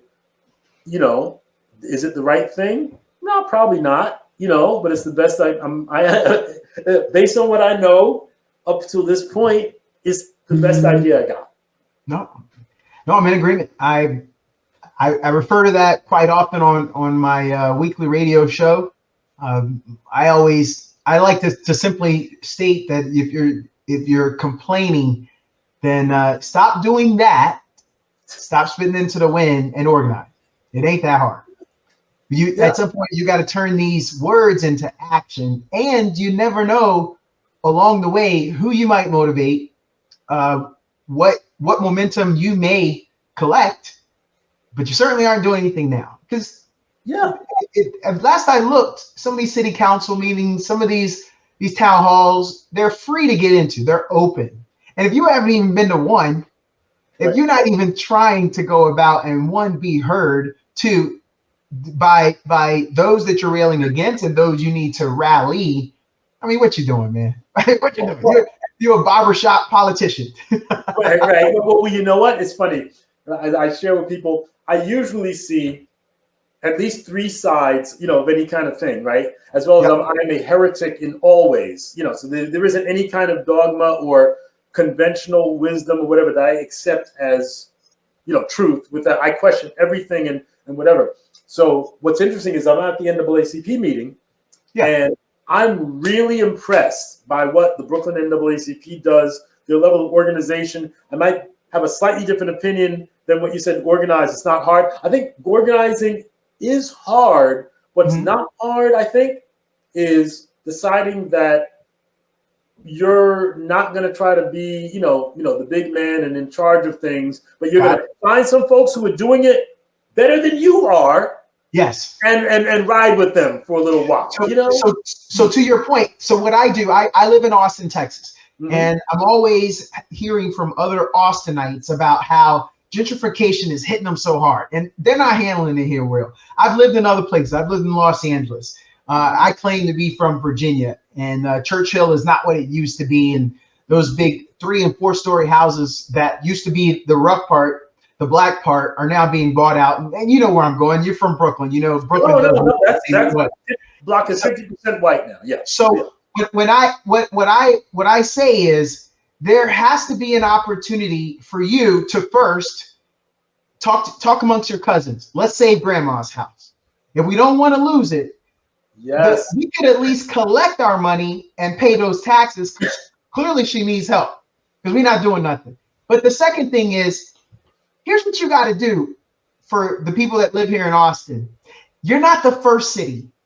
Contact those brothers and sisters that lived in or currently live in Brooklyn and are holding on with the white knuckle ride as it is, and study what they have done, what they are doing. And for instance, if there are some families that are still in houses that their grandmama and that grandmama's mas had, find out what they're doing and how they're doing it and learn from that. And then use that experience in your fight. Because again, you're not the first ones. I say this live on my radio show. I do have to get into it almost weekly. But yeah, no, to your point. No. Please keep saying that, because, one of the articles that I have is from the Boston Globe said now the gentrifiers are black, because so 2000, no, I liked it because back then I was trying to encourage middle-class black folks, buy property in Roxbury. If you got these triple deckers and stuff, right? Yeah. Or even more, what I'm about to say is even better for folks who live there, who are from there, right? If you've got 3 units, right? Keep mom and dad in one. You move into another. Yep. Rent out the top to white folks, top dollar. Yes. At some point, mom and dad aren't going to be here. Fix up that other unit. Now you got 2 market rate things, because gentrification is a bad thing if you're a renter, if you are an owner, that is generational wealth. Yes, it is. Yes, it is.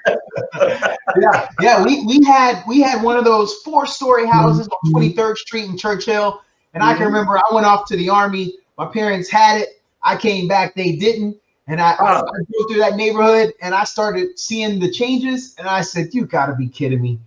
You mean the house that we just had is now 4 times as much?" Yeah. Look at it.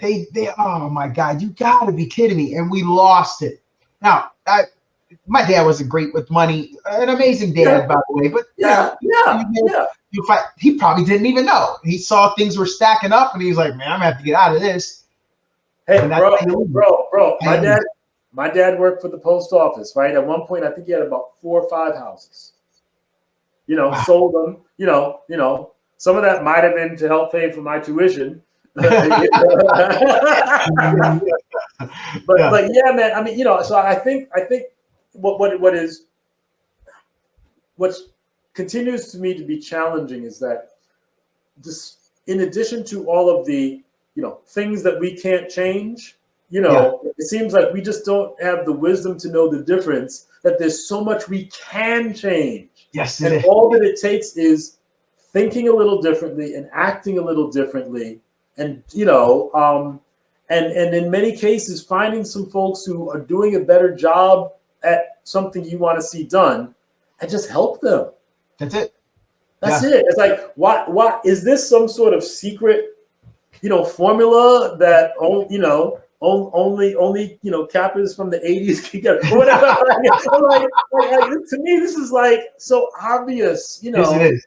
I don't know if you have thoughts on like kind of like what is going on, with our mentalities that we don't realize these things and then act on them, even at baby steps, man. Yeah. No, I think that the action is lacking there. When you look around, I feel like this is where I rail and sound like the old guy telling him to get off my lawn.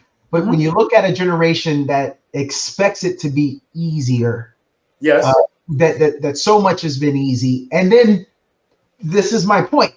They have everything at their fingertips to find out historically how it was done, where you could find out, okay, yes, maybe you're not going to stand outside with a sign in your hand going back and forth like the old heads used to do, but there's something to understand. I like what you said, that achievement is made by you being uncomfortable. Yeah, and outside of your comfort zone. What is that thing that you can do now that may be uncomfortable?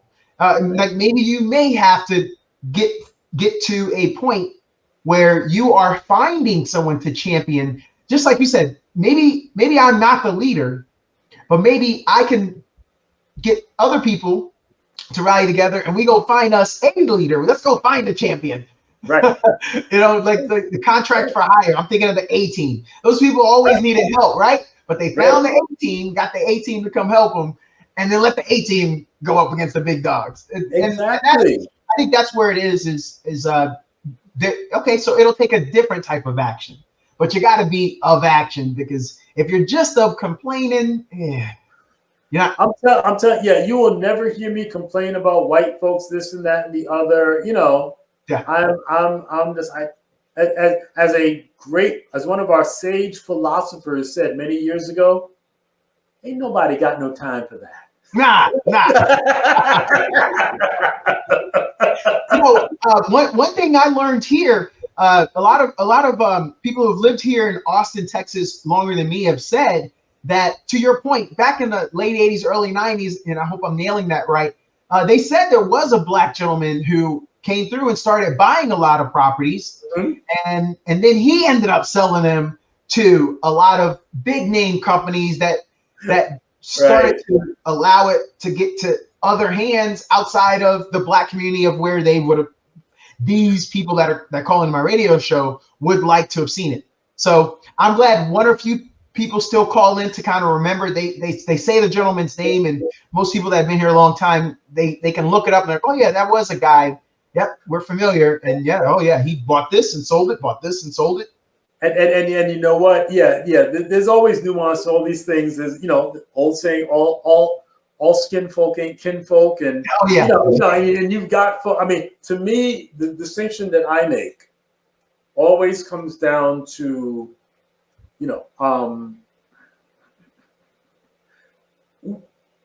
is the extent of your concern and focus, is it just yourself and your tribe, or are you trying to make things better for people who you will never meet, who will never know you existed? Because that latter piece is why we have the freedoms that we have today. Yes, it's not just a Black thing. It is a universal thing. The changes that improve things and stand are made by people who are not doing it for their own personal benefit. Yes. So, Ken, I've got 3 points here. Kim, we gonna have to come back and do a part 2. we went way overtime. No. Oh, I know what I like to achieve. I've done shorter, depending on people's time frames, just to get them on. We haven't made the record yet. This is not the record in length. But what would your peers say to describe you? How would they say, like, hey, who's that? Oh, what do you know about Ken? What would they say to describe you? I have no idea what people say about me when I'm not in the room. I hope that they say, maybe he's too serious, but he's consistent, sincere, reliable. Yeah. I mean, the whole visionary thing or whatever, I've gotten lucky with certain things, in terms of guessing certain things. A lot of folks will think that, of folks who may be deeper into something than they are, so I don't necessarily view that one way or another. Sure. I hope that folks have known me, to be a person who tries to do what I say I'm going to do, and and is trying to leave things a little better than I found them, and people. That's what I hope. Whether they say that, not in those words, maybe I'm a helpful person or I'm resourceful. I don't know. I really don't know, man. No. That's why I asked that question, and I'm giving away the formula to my podcast. But I like to ask it because unless you've been in some quality assurance survey where you get to see what your peers say about you, I always know what we perceive, what we think, and then what I want to know what you're trying to project, because most people will offer, well, this is what I'm trying to do, and that's what we want to know. That's and you know what? Here's something that I think, and it probably, depending on who it is, it may be a positive or negative, but they probably think that I am very, very unconventional or unique. I'm not like other people. Almost nothing that I do, is what is me too, or what other folks do. I make my own jewelry. But things like cars. My last car was not expensive. It cost me $500, but it was unique. There's like 6 that I saw the whole time. Convertible. Just different thing. I'm very. Individuality is probably the strongest vibration that goes through my life, where I abhor sameness and fads and trends and being like everyone else. And I believe that we all have unique things about us that we can celebrate and nurture and grow. And if we find those things, especially we can figure out a way to integrate them into our lives in whatever roles we are, but especially if you can connect it to how you earn a living. There's a saying I heard in the 80s, and I've been living by it ever since, that work's only work when you'd rather be doing something else. The kind of stuff that I do, I love doing. It is my creative outlet. It is the closest thing I imagine to being a god, where I can dream up something and I can make it happen. Yeah. You know, and I listen to what other people talk about and what they give their attention and their energy to. And it strikes me, I believe that most people are in various levels of traps that they've fallen into in either playing certain roles that they didn't sign up for, but feel that as a responsible person they need to do. And maybe you can't get away from that, but even sometimes just changing your perspective. Okay, so get this, right? So I never had kids, right? Back in the 90s, I thought I was going to be able to build a business and give myself the freedom to not have to contend because I go all in, right? Yeah. I was concerned that if I went the family route, and I saw this with brothers, especially, come out of college, bright-eyed, bushy-tailed, we're going to change the world. One after the other, it's like boom, family, trying to be a responsible black man, boom, boom, boom, ain't mad at you, whatever. But those world-changing goals change to I got to take care of my family and make sure that the center of your universe changes as well as it should. If you are working to be a good parent and laying the foundation. So maybe your contribution is in the next generation, and that's fine. Right. It is, So sometimes it may just be the perspective. I didn't want to end up in the trap that I foresaw happening, where there would be a conflict between the family and the business. Mm-hmm. Because if that happened, I knew that the family would win, and it could create a situation where I would hold bitterness. Yes. I'm a motorcycle rider. I'm in a motorcycle club, and I quite often I see my buddy Ken. He's in a relationship. He was riding on two with us all the time, and then he sells his bike. They marry. He sells his bike. Mm-hmm. The relationship unfortunately fails. A few years later, what happens? He's right back on the bike, and then the first thing he says is, "I should have never given up the bike the first time." And that just always makes me say to myself, you got to tell her that you're not giving up the bike, or you will be resentful throughout that entire relationship. And those could be some of the underlying pieces of why it failed. But my current wife, I'm telling you, our third date, I showed up on my Harley to pick her up to go out on the date because I wanted her to know. Right. I had that foresight. I knew she needs to know about this bike game and that I don't want to give it up until I want to give it up. And you know what? So maybe a friendly possible amendment to that. I think it's where you ended up. Is not that you say like, no, I'm not giving up my bike. Is that find someone who's cool with you having the bike. Exactly. Yeah. There's been a lot of reasons that she didn't know. I showed up because if you think about it, Ken, that could have been the end of our time together anyway, because who wants to get helmet hair? Women would want to get helmet hair, so that's already one thing. Or a free spirit, because technically all motorcycle riders are kind of a free spirit. I'll go with it. Whatever, and throws it on and is like, I'll fix it up when I get done. I mean, there's been plenty of time when I had more hair than this that I keep a brush with me because I take it off and that's pretty boys. I gotta make sure they all go on the same. And there's plenty of times I would have that in my Harley. You got two pockets on. I had a Road Glide. You got two pockets in the front. Your boy had a brush in one of his pockets, or at least a wave cap. I take off the helmet. I could put a wave cap on and still, in my mind, not look like a ruffian. Nah, I hear you. And you know what?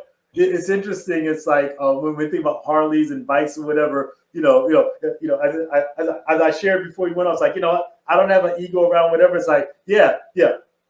For a good 10 years, had this, the one car I've had that I said was fun to drive was, this convertible, as far as I'm going. You see this? Bop, bop, bop. I'm chicken to ride a motorcycle. Wow, bro. Nah, not gonna do it. You know what, man? So I thought you stole one of these last, and I only got 3 questions left here. Okay. What is your favorite car of all time? If money was no constraint, something you pined after, like what is What is it? Okay. Your answer or lack of answer still helps us. Okay, so see, I was gonna say the last car I had, which was a '91 Mercury Capri, book value $1,000. It looked like $1 million. People used to be like, "Is this a Ferrari?" No, this is the car I bought on Craigslist for $500. But anyway, but when he said money is no object, yeah, it would be the car that I designed. I'm sorry, you designed a car. No, I haven't. It would be. It would be. That's what I mean. Yeah. I like it. If money was no object, I would design my own car. Brother, you really are unique.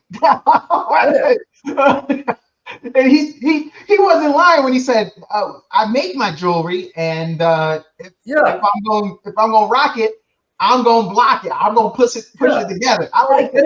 And it's not even gonna be fancy, whatever. But yes, like it would have But my its symbol is like, I call it a yart. It's my own little crest. It's like a yin yang heart with I'm not into zodiac, but it has like an Aquarius sign and cross spears for African heritage. So it's like a little symbol. I actually have some medallions. I was gonna put one in the headpiece. I never got to do that.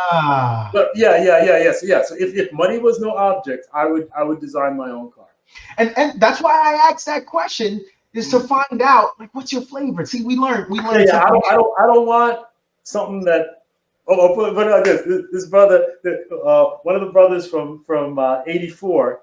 I remember he used to have like an IROC, Camaro, whatever. And he was complaining about, women he was running into or wanting this. And I was like, bro, you driving a gold digger maggot. What do you think? What do you expect?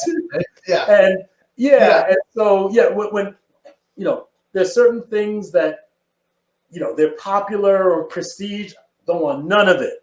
Yeah. No. Close to, like when I DJ, folks used to think I looked like different entertainers, depending on who you were or who you were familiar with. I literally made sure that I bought things that were not like what they wore, because I've always wanted to be myself and do my own thing. The challenge was that most folks weren't aware of so many different varieties, so they immediately categorize you as what's familiar to them. But I used to shop at places like the Antique Boutique and stuff, and consignment stores and stuff like that. And I still have, actually, in my closet, some leather jackets and coats that I decorated. Like, I've got a red leather jacket that I put studs across the collar and wrists, and I have my same symbol in black and white leather on the back. That's legit. On the fraternity side, right? I'll send you pictures of some paraphernalia that I made. Right, I hand cut iron-on felt wear, like I, back in the day when you used to use the Playboy bunny, one of my most elaborate shirt, right, has, and I still have it, right. It basically has a car that, interestingly enough, reminds me of the last car I had. This brother, and I think he's leaning up against it. I don't know if the female character, bunny character, was in it too. And it has like a little ribbon, like Theta Auto Chap, like MIT Harvard Tufts. On the back, it's like diamonds and data cross, and it was all cut out iron-on felt. Wow. Right? Yeah, these really elaborate designs. I really love creating things and unique things. Yeah. You took me back to People Every Day by Arrested Development. What did Preach said that he said, I was a target because I'm a fashion misfit, and the outfit that I'm wearing, brothers dissing it. But at the end of the day, I think that is the brother. Like, that is, you can't be more hardcore than a brother that wants to walk his own walk and be unique versus following the trend and being a lemming. And I done alienated some of my listeners now, but individuality. I can respect that. And to me, it's not even about being hardcore, but that's where I believe we can all find our joy, and just being comfortable in your own skin without worrying about being this way for this person or living up to someone else's standards and whatever. So to me, it's just the most natural stress-free way to be. Is just to do your own thing and try and find people who are okay with that. That's it. If you try to find people, if you mess with people who aren't okay with it, it's a lose-lose. Yeah. Whether it's family, friends, frat, partners, find your tribe. How many folks do you really need to be close to you? Well, if you ask Caesar, you don't need a lot next to you because you're stabbed in the back from the ones that are closest to you. But then I got two left. What music? I didn't know we were going to get into the DJ. Maybe I knew that, forgot it, didn't know it. But now I'm so glad this is one of the questions I like to ask. What you rocking? What you listening to right now, Ken Granderson? Like if you're getting in the car right now, driving down to New York. You know what? Sorry, you're not. This is going to be a sad sort of answer. As much as I enjoy DJing and taking people's records and blending them together to create something new, it ruined my ability to appreciate most music, because music for me became a very functional sort of thing. There's music to get people to dance.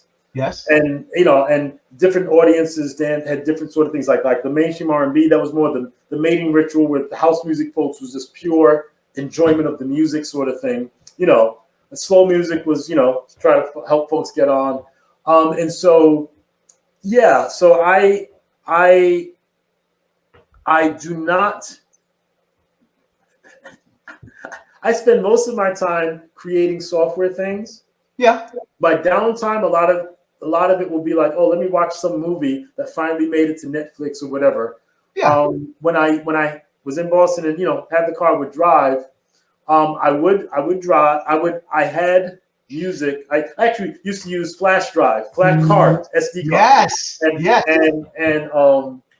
And most of what I played though was neo soul and two artists.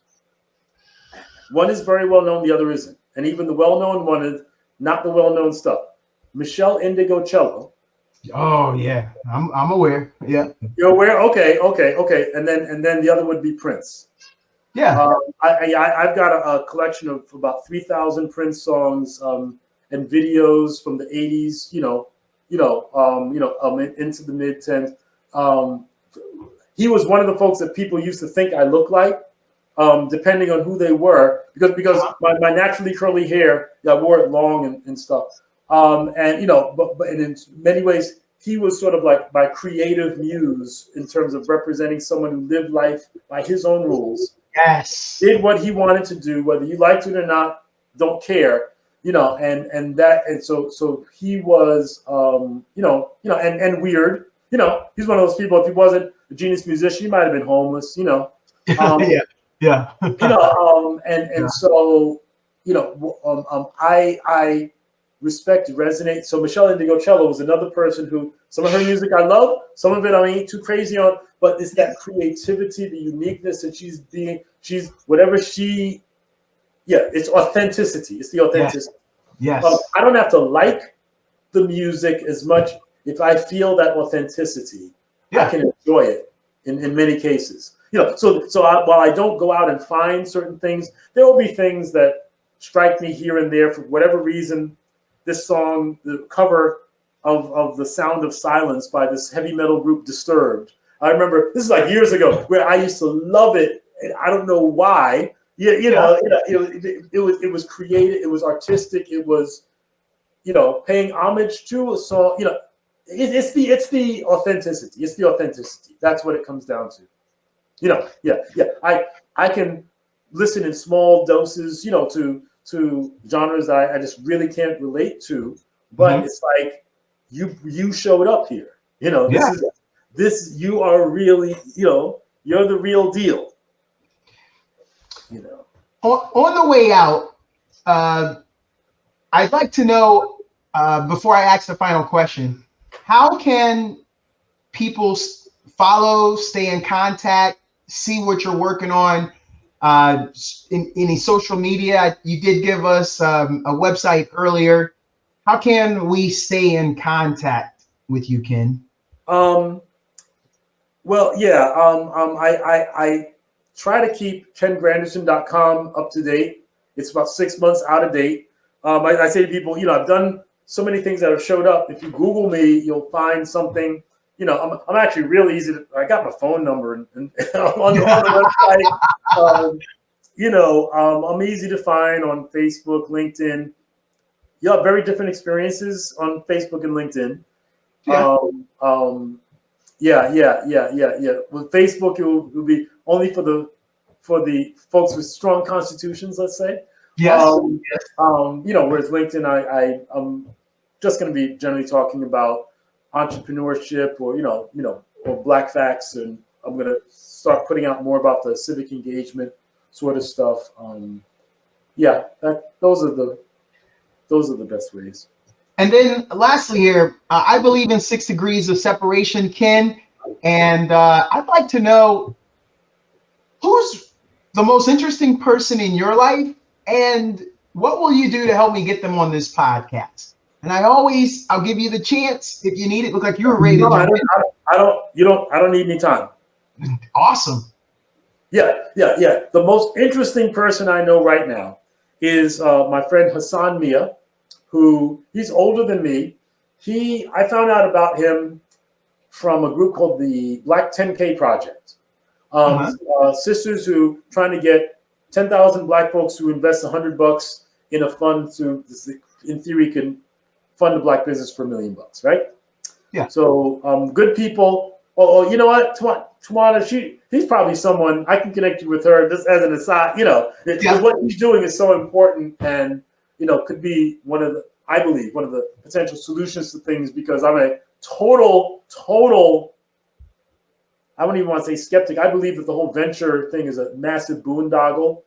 Like, no one gets venture money. And even if they did, you'll never see them in the neighborhood again. So it's not helping us. But So remind me about Tawana Rivers of Black 10K Project. But he was doing, this is a couple of years ago, doing this NFT project called Masterminds of Hip Hop with Russell Simmons. And he and his wife have been in the crypto world since like 2017 or whatever. Last year, he's connected with folks way up there in the Bitcoin mining industry.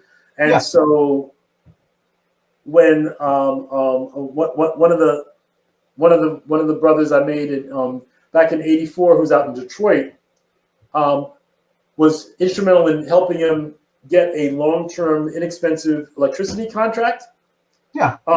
Hassan realized one Friday that his investor, who had like 500 Bitcoin mining machines, because they got kicked out of China in 2021, and wanted to set them up, he was like, I don't have anyone to set these up. Ken, can you go out to Detroit for a couple of months and help me set up Bitcoin mining farms? Didn't know anything about Bitcoin mining farms, but Hassan's a really interesting guy because he was an early MP3